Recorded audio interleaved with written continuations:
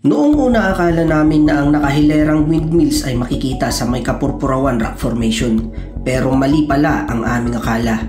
At dahil sa mali naming akala, hinanap namin kung saan ito matatagpuan. Kaya naman minabuti naming hanapin ang lugar na ito na kilala sa tawag na Bangi Windmills.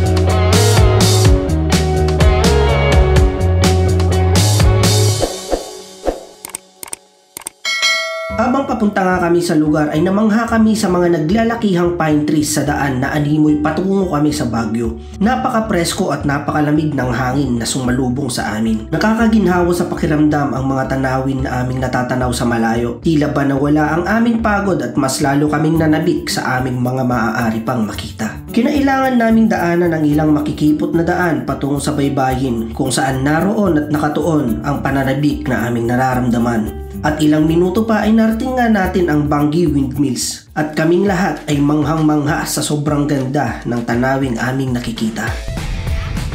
Bansa kita magaling dito eh. Wala sa malayo.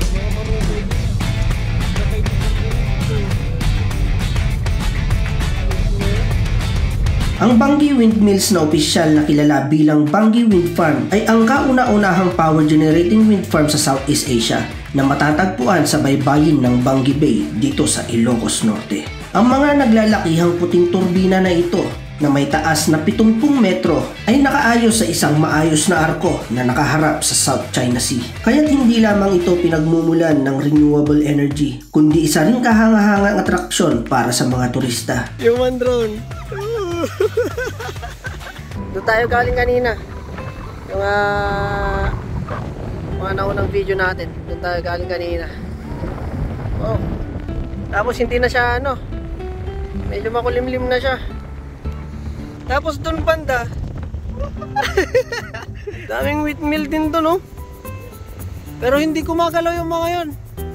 Siguro kakapatayo lang nila. Yung mga windmills lang yung nyo. Yung habol nyo dito kayo.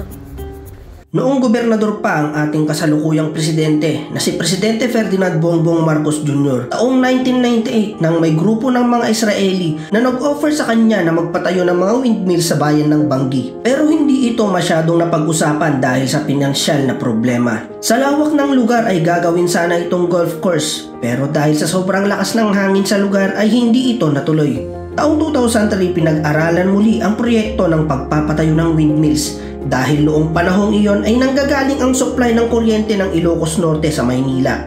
Kaya naisipan nilang gumawa ng paraan upang magkaroon ng sariling produksyon ng kuryente dito sa Ilocos Norte at ang Bangi Windmills ang naging sagot sa problema nila sa supply ng kuryente. Sa katunayan, hindi lang kuryente ang naproduce nito dahil naging isa rin itong tanyag na pasyalan ng mga turista. Sa aming pag-alis ay tila tinangay ng hangin ang pagod namin maghapon.